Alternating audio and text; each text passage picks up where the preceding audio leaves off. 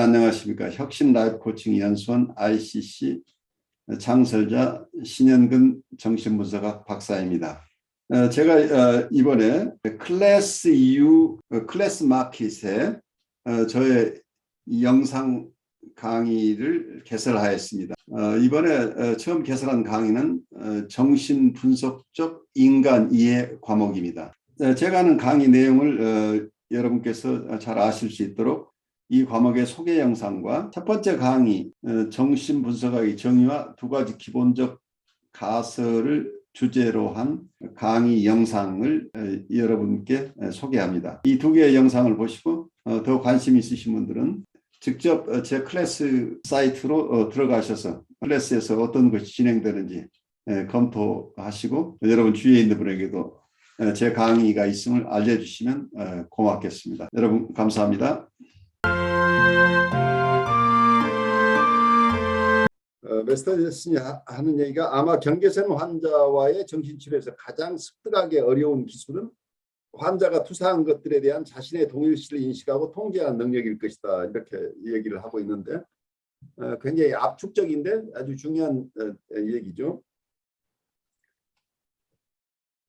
원론은 메스터슨 원론을 보면 이렇게 썼어요. Probably the single most difficult skill to acquire in psychotherapy of borderline patients is the ability to recognize and control one's own identification with their projections.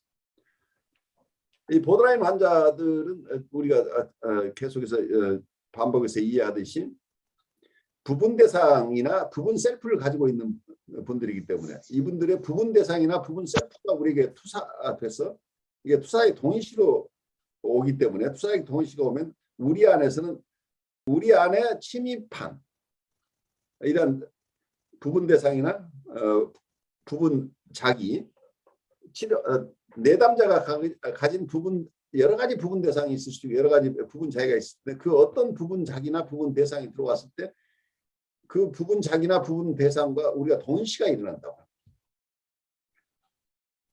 그 얘기는 내가 가지고 있는 나의 정서가 아니라 외부에서 밀려 들어온 정서나 사고나 어쩌면 내담자는 이걸 정서라고 얘기할 수 없고 심한 보더라인 환자들은 이걸 보통 다양한 이모션을 느끼는 거라기보다는 에펙트라고 얘기를 우리가 그다음에 해본다면 정동이라고 우리말로 표현을 해볼까요? 정동인데 우리의 가장 원초적인 정동은 뭐예요? 어떤 플레소, 언플레소 이거 자체가 정동이죠. 가장 기본적인 게 어떤 건 불쾌하고 어떤 것은 우리에게 만족을 주는 쾌락도 있고 불쾌락인데 이제 이런 원초적인 어떤 정동인데 불쾌한데 그것이 무엇이 불쾌한지를 잘 모른다고 한다면 언플레소가 이게 그 언플레소 하는 어떤 체험 원체험들을 우리에게 투사해 버리는 거죠. 그런데 그게 원체험들 속에서 자기가 느꼈거나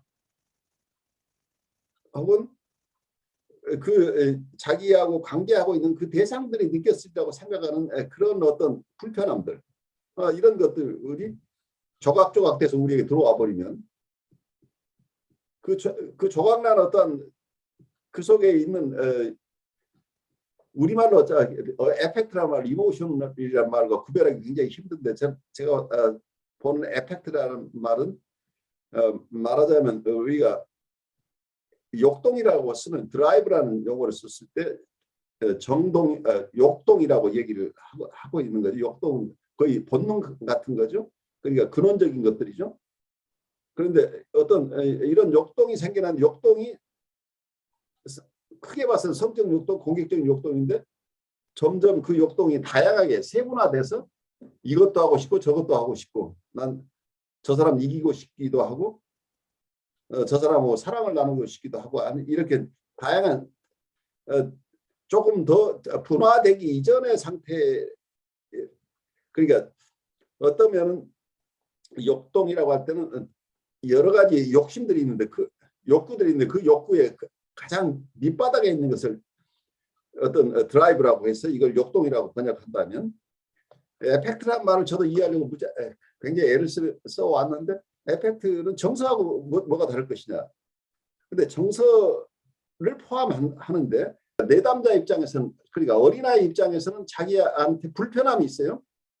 그러니까 만족이 있는 경우에는 이게 플레서로 우리가 보통 얘기를 하고 있는데 우리가 만나는 내담자들이 자기가 너무 행복하고 만족스러워서 우리한테 오는 사람은 없으니까 이분들은 기본적으로 언플레서가 있다는 불쾌함을 가지고 그 불쾌함이 무언지는 정체가 불분명한데 자기 사는 게 굉장히 불편하다 이렇게 느낀다고 한다면 기본적으로 이분은 불편한 에펙트를 가지고 있다고 그냥 저는 생각을 해봐요. 그러면 이 에펙트가 여러 가지 정서로 세분화되기 이전에 어떤 원초적인 정서라고 한다면 이것을 그냥 정동이라고 역동이라는 말과 마찬가지로 정동이다고 이렇게 얘기를 한다면 이 정동이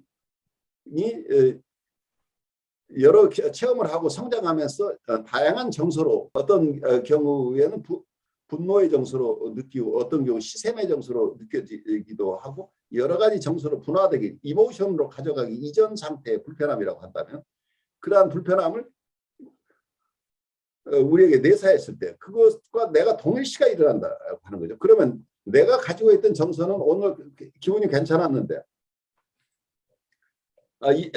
내가 오늘 5사람의 내담자를 만나야 되는데 오늘 2사람 만나고 지금 이분 3번째 만나는데 두 사람 만날 때까지인데 그러니까 하는 일 자체에서 보람도 느끼고 뿌듯한 마음도 있고 그리고 유쾌하게 이분들 돌보고 있었는데 갑자기 이분을 만나면서 내가 혼란스럽고 굉장히 불편해지기 시작하고 있다고 한다면 내 마음이 아니고 지금 3번째 만나고 있는 이 내담자가 가지고 있는 그 불편함 이 사람의 정동이라고 할까요? 이 사람의 에펙트가 그대로 소화되지 않은 상태로 나한테 넘어왔다고 볼 수 있죠. 이것을 그냥 저는 비온이 얘기하는 베타 엘리먼트라고 그냥 생각을 해봐요. 베타 엘리먼트라고 하는 것 자체가 이분이 생각으로 가져갈 수도 없고 그리고 꿈으로도 가져가지 못하는 원체험인데 그 체험들을 이 베타 요소라고 하는 거죠. 그러니까 아이는 그것이 어떤 의미를 가지고 있는지를 잘 이해하지 못하지만 그냥 불편한 마음이라고 할 때 이걸 베타 요소라고 이름을 붙였는데 저는 프로이디언 개념으로 치면 프로이드의 가장 가까운 개념으로 에펙트라고 볼 수 있지 않을까. 그게 불편한 에펙트라고 그냥 본다면 비온이 얘기했던 베타 요소를 알파 요소로 바꾼다고 하는 것 자체가 그걸 알파 요소로 바꿀 수 있는 것은 알파 펑션을 가진 어떤 마음이 있어야 된다. 그러니까 이때 마음은 심리 기구로서의 마음이죠. 불편한 어떤 원체험을 담아내서 이해할 수 있는 마음의 그릇이 있어야 되는데 이 그릇이 없다는 얘기죠. 그래서 아이는 그것을 소화해낼 수 없어서 자기가 프로세스 할 수가 없어요. 그래서 불편하긴 한데 이게 뭔지 모르지만 하여간 불편해서 죽을 지경이긴 한데 이게 뭔지를 의미를 모르는 상황인데 이게 어떤 정서인지도 잘 모르고 어떤 생각이 있는지도 잘 모르는데 뭔가 불편하다고 한다면 이 베타 요소가 우리한테 왔을 때 이 베타 요소 혹은 정동을 우리 것으로 바로 우리가 동일시가 일어나 이게 아이덴티피케이션이 일어나 버리는데 이 동일시가 일어난다는 것은 내 마음이 사라지고 저 사람이 준 어떤 정동이나 저 사람의 베타 요소가 내 것으로 되는 거죠. 내 것이 됐는데 다행히 나는 알파 펑션이 있어. 이걸 소화해낼 능력이 있다는. 그러면 이게 원체험 속에 내담자가 가졌던 혹은 어린아이가 가졌던 이 원체험 속에서 견딜 수 없는 이런 불쾌함의 덩어리인데 이 불쾌함의 덩어리가 거기에 있는 독소가 해독되면서 이게 어떤 것인지 그 정서의 내용들이 소화되기 시작한다. 자기 안에서. 그래 불편하긴 하지만 그거 자체가 어떤 시샘인지 부러움인지 아니면 어떤 그리움인지 원망인지 자기가 채워지지 않는 욕구가 채워지기를 갈망하고 있는 마음인지 무엇인지 이게 정체가 드러나기 시작하면 이게 그 정체를 알면 이 독소가 빠져서 그러한 어떤 정서나 생각은 내담자가 다시 가져가더라도 크게 불편하지 않은 정도로 이게 가공이 된다, 프로세싱이 된다. 이게 해독되고 가공된 이러한 그렇게 되면 이게 정서가 되기도 하고 생각이 되기도 하고 판타지가 될 수도 있겠죠.